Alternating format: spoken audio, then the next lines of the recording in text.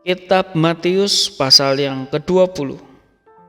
Apabila Allah memerintah, keadaannya seperti perumpamaan ini. Seorang pemilik kebun anggur keluar pada waktu pagi mencari orang untuk bekerja di kebun anggurnya. Sesudah ia setuju membayar mereka 1 uang perak sehari, ia menyuruh mereka bekerja di kebun anggurnya.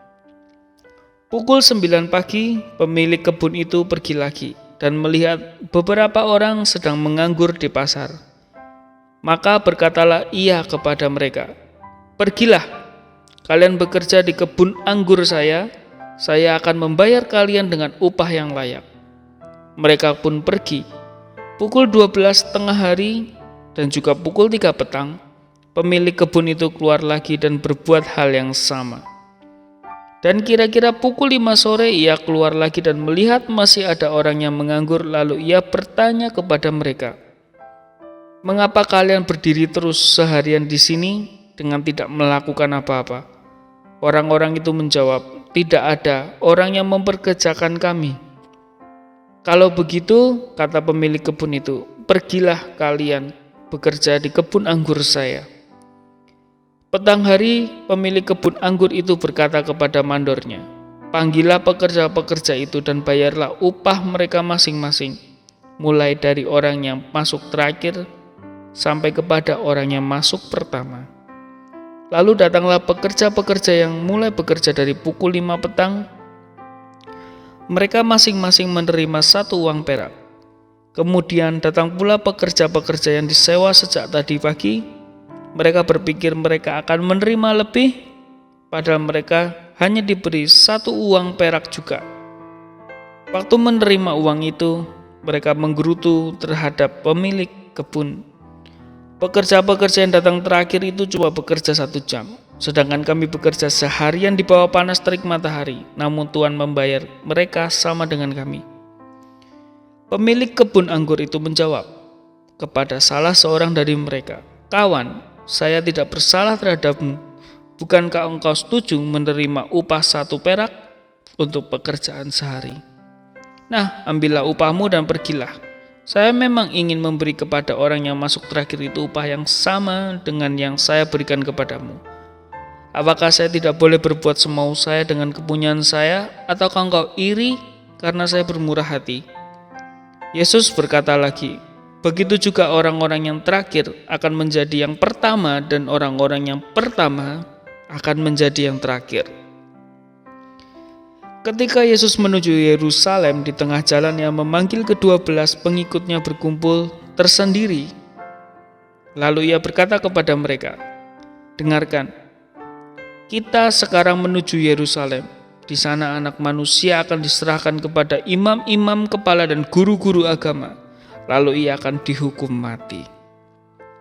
Kemudian diserahkan kepada orang-orang bukan Yahudi. Mereka akan mengolok-olok dia, menyiksa dia, dan menyalibkan dia. Tetapi pada hari ketiga ia akan dibangkitkan kembali." Kemudian istri Zebedeus datang dengan anak-anaknya kepada Yesus. Di hadapan Yesus ia sujud untuk minta sesuatu. "Ibu mau apa?" kata Yesus. Ibu itu menjawab, "Saya ingin kedua anak saya ini duduk di kiri dan kanan Bapa apabila Bapa menjadi raja nanti."